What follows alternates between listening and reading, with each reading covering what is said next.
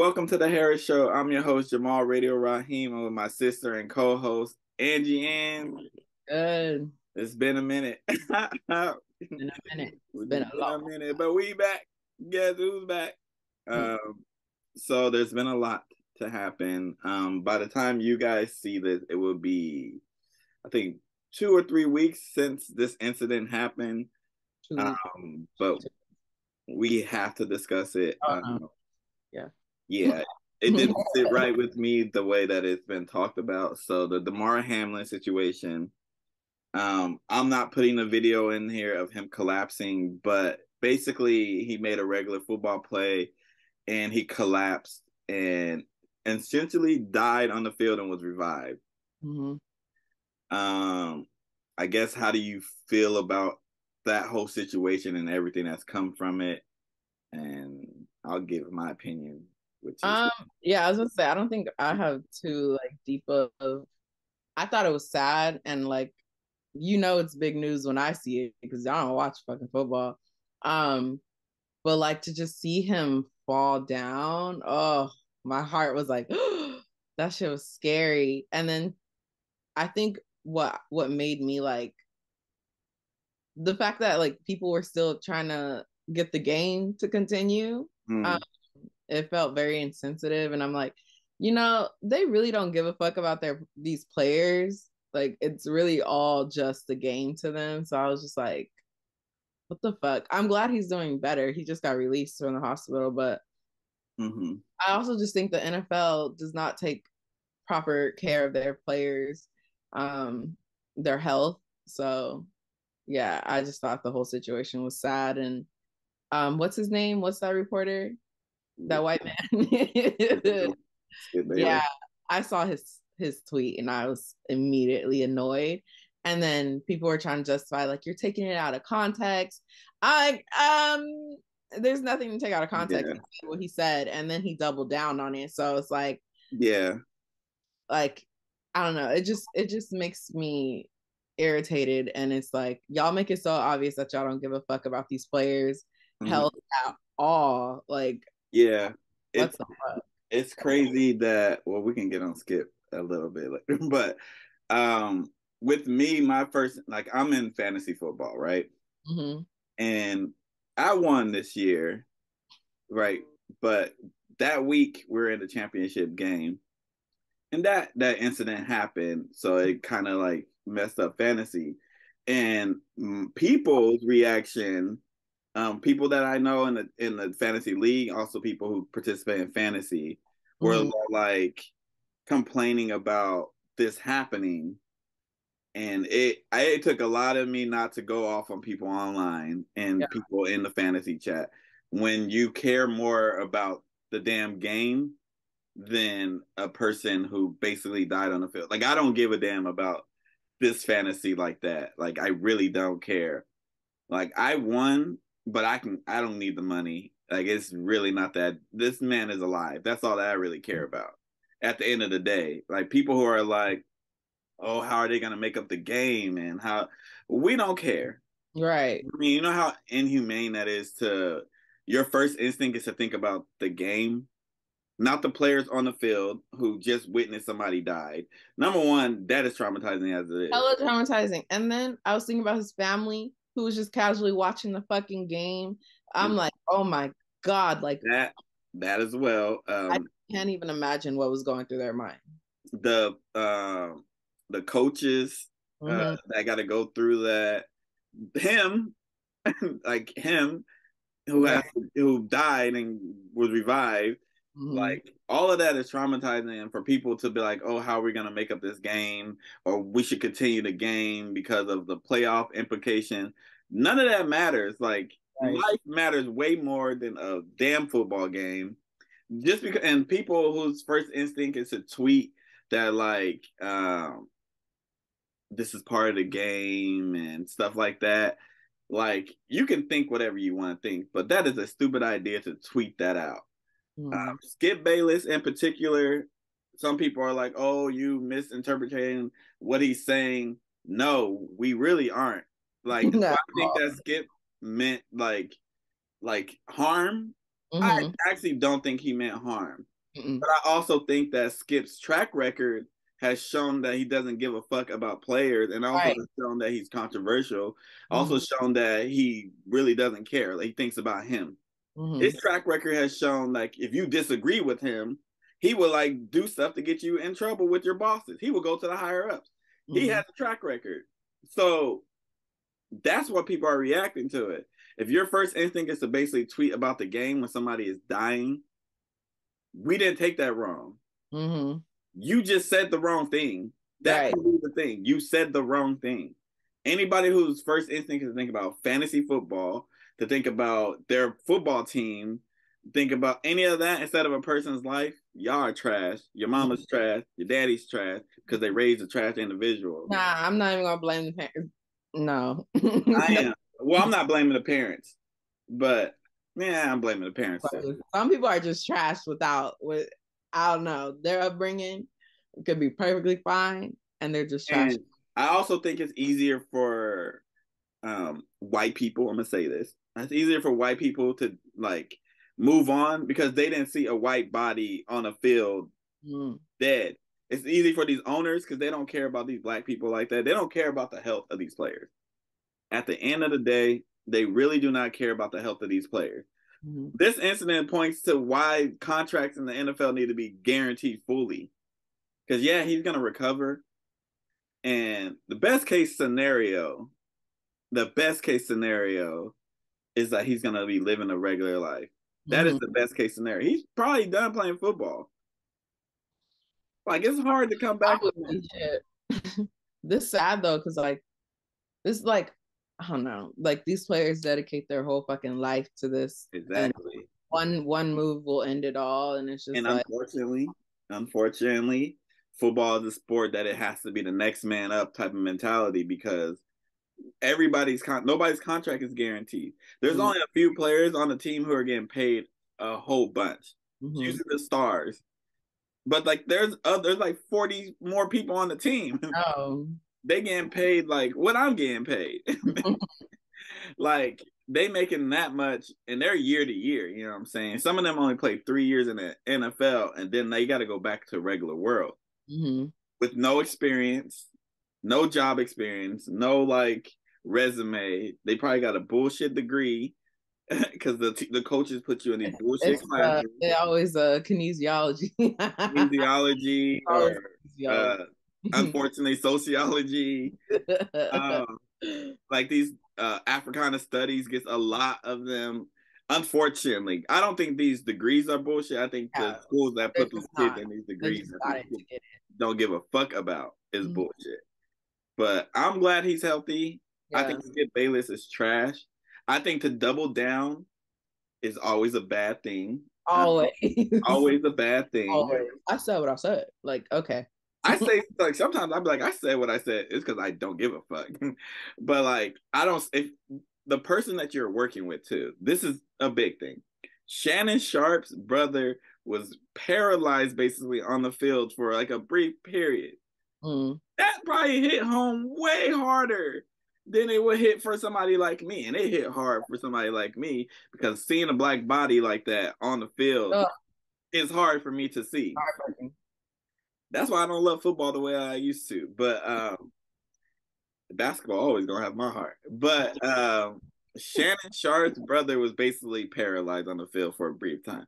That's gonna hit home, and for you to be like, I meant what I said, basically, basically not apologize. Like, I'm glad he didn't come across there and sock you in your face. Honestly, the restraint it probably took for him not to beat you. Like, but let's move along to like other stuff before I can talk about. Glad he's released, and I just wish him a safe recovery. But all right.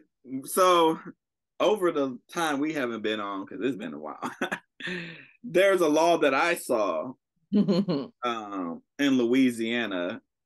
It's a porn law. So basically, it's going to require you to put your ID, your database, all that's your ID, and to prove you're an adult, basically, in their database so you can watch porn. What are your thoughts on that? I think that's so stupid. First of all, in a world of Twitter, in a world full of Instagrams and you can find it. Like, you don't have to go to the sites to get it, let me tell you. So I think this law just really is pointless. And then, like, I don't know, I just feel like having information what y'all gonna do with this information? Feels like blackmail a little bit. Like, it feels like a little bit, a lot of it. Like somebody's like, "Oh, you was watching porn." Yeah, like 3 a.m. to 6 a.m.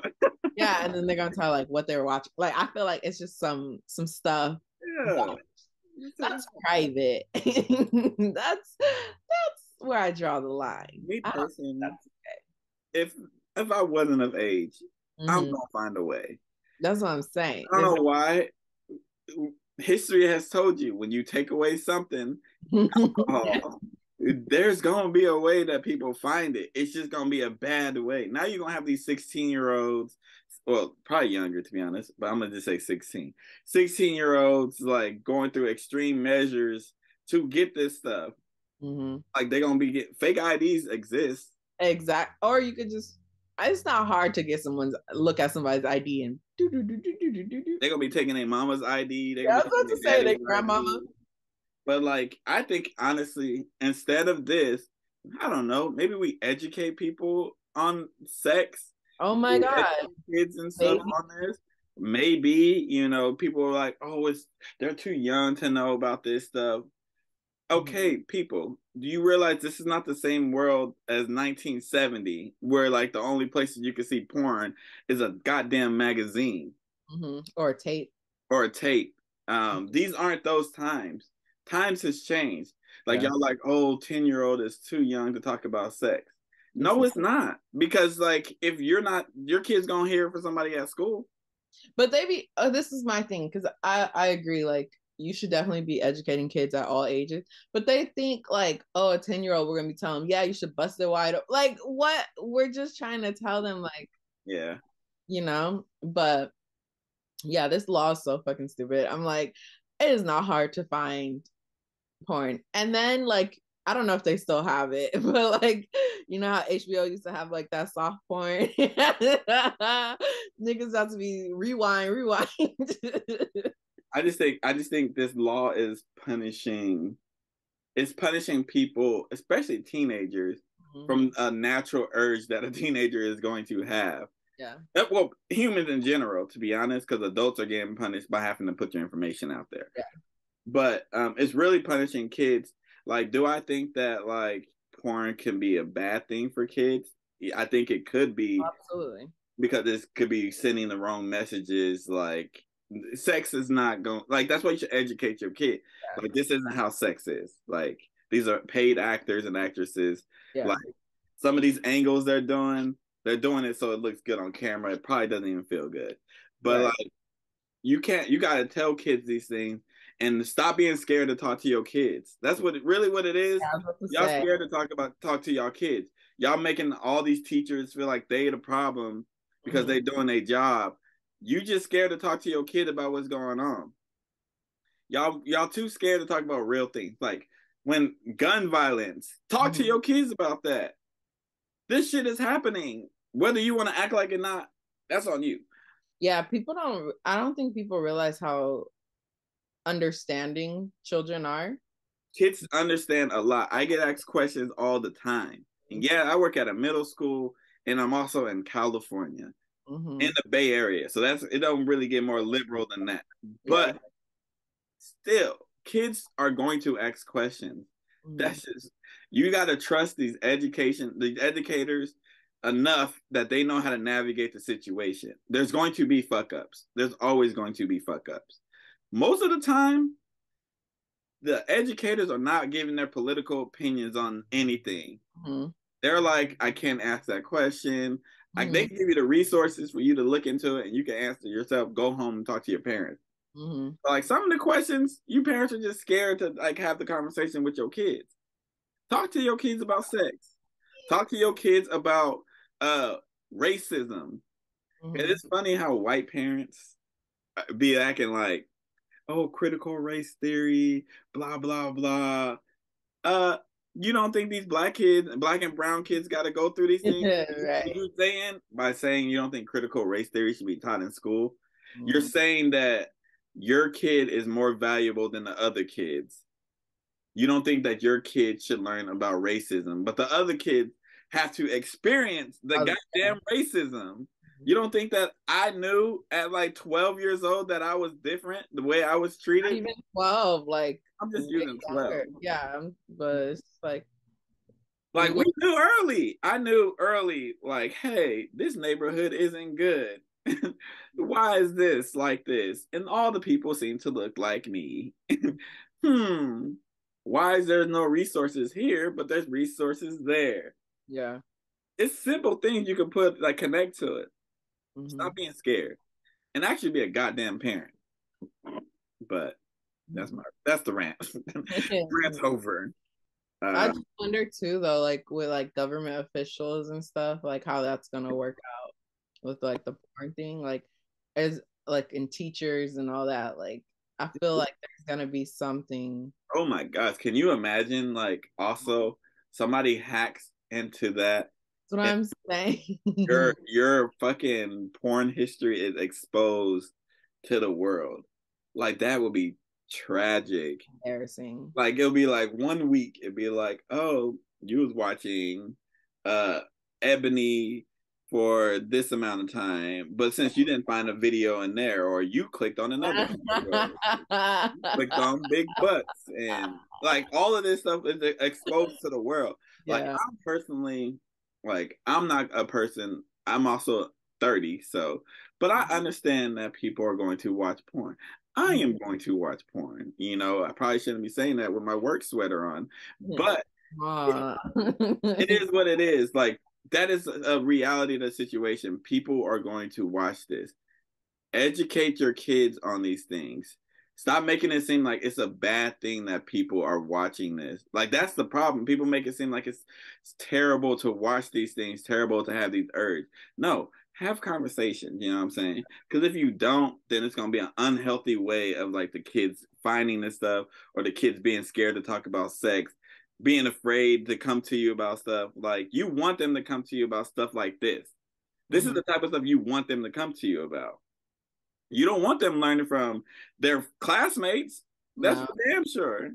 Yeah, I think people just find it hard to have these conversations because they've never, it's a cycle. Like their parents never had it and they're about it. And it's just like, we got to do better. Most of us we learn stuff from friends and videos. And I'm mature enough and understanding enough to know that what I'm seeing on video is fantasy, not reality.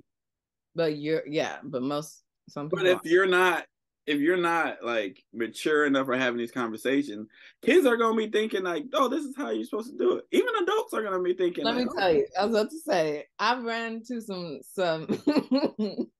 adults.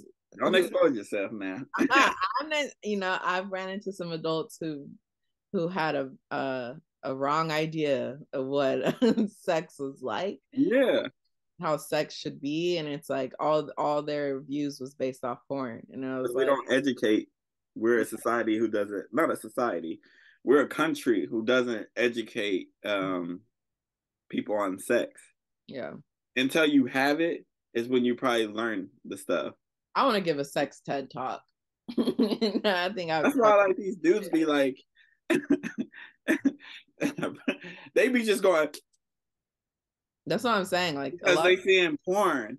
Yeah. And you're not talking to them. Like, everybody's not the same. Tell people that too. Everybody's not the same. Like, I could speak from personal experience. Some vaginas ain't the same. You know what I'm saying? Some girls like different things. It's all about communication. Yeah. Communication is key. That's what we're learning, guys. Talk to your motherfucking kids. Talk to your partners, talk to your kids. I think people just be so scared. Like sex, they hear the word sex and then they get scared. And I'm just like, for what? It's everyone's fucking, okay? Let's be real. Everyone's having sex. Happening, okay? Just have conversations. It's like, not hard. Teach your kid how to put a condom on. Male, Like, female, did you ever non-binary. sex talk? No, I didn't have the sex talk. I don't think I did. I've never had sex talk, and I'm just like, yeah, it's just The thing not. is, like, I'm very observant too of people. So I was like, oh, I don't want to be like him. I'm gonna put a condom on. I'm gonna learn how to do that. Like, if a girl tells me it's okay to go raw and we ain't nothing, like we not together, I'm not hitting that. Ah. I'm very like, you're easily letting me do this. You Mm-mm. probably let him do that. Like, I'm not slut shaming, but I feel a little. no, but I'm saying I like women, so that's what it is. Like, but women, if a dude is also trying to go raw and y'all barely know each other, that is a sign that he's probably not the one. Right. Like he immediately, oh, I don't like how condoms feel. You better. You like disease? You like babies? What the fuck? Mm-mm. Oh, it feels better. The kid don't. Fuck. And most of y'all states be passing these abortion laws. Y'all motherfuckers gonna have a kid. Listen, amen. Amen. Yeah. Tell you what, baby happen over here ain't happening. Y'all think I'm the one? My girl's getting rid of it. She don't know that shit. All right, you got to get off track. Here. Anyway, okay. All right, this question, I saw it on TikTok, and they said, "What R&B singer would you have at your wedding?" Some of the answers surprised me. Your answer is probably going to be outside of Beyonce. Let's take Beyonce out of it. Why would I have Beyonce sing at my wedding? I don't think I would be able to enjoy my wedding because your wedding's supposed to be about your partner. Fuck that. Beyonce in the building. You ain't gonna... Baby, I'm right front row center the whole night. Don't fucking talk to me. I'm vibing out. So yeah, I don't think I could. So hey, any potential mate of my sister, if y'all ever had enough bread and y'all were really in love and you know she loves Beyonce, don't get Beyonce for her, clearly. Don't. She's gonna treat you like you didn't do that. But honestly, I don't know. I need something like soft, someone with like a soft voice. Because I think I really want like, but are you talking about like the wedding or the reception? Because that makes a difference. Like after walking down the aisle. Who the fuck? The reception. Oh. I would like Jamie Foxx, to be honest. I think he would give a good It's a good one. Time. Jamie Foxx. Yeah, it would definitely be Jamie Foxx. Who would you have? I would probably have Music Soul Child. That's a good one too. Somebody like that. I don't want somebody like I don't want like a Jasmine Sullivan, like a powerful voice like that. Because like I want somebody with like a softer. Yeah. So like he would be perfect. I don't want like somebody either who's going to upstage the wedding. I don't want nobody then. Like nobody. Because I don't want nobody who's gonna be like doing that extra stuff. Like I don't want that. Stay in your place. You know what I'm saying? Like I don't want that. I want somebody who's gonna keep it simple and like everybody enjoys their music. Yeah. Like Soul Child is like literally soul music, like love music. It's perfect. You know, he got songs for everybody. Right. And like older people like him, younger people like him. He's perfect, like for a wedding, in my opinion. Another person, this is just because he's probably my favorite singer right now, is Xavier Omar. Fucking say that. I knew it. Something. That guy, listen, man, that guy got it. You know, I don't know how he's not bigger. He got it. You know what I'm saying? I listen to Xavier Omar all the goddamn time. If I got an R&B playlist, he's on it. 9 times out of 10, he's on it.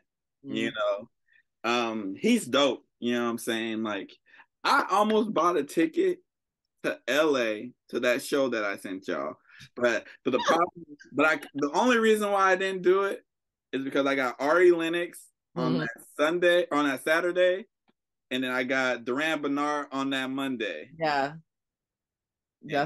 I can't do that back to back.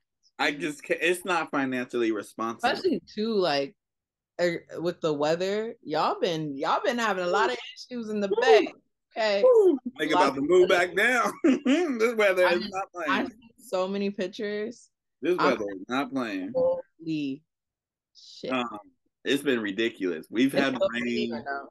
It's not raining today, but it's going to rain tomorrow for the next. It's going to rain the next 6 days after today. God. And it rained like the previous like 6 days, and I'm just like, what the fuck? How do I leave Washington D.C. and come back to shittier weather?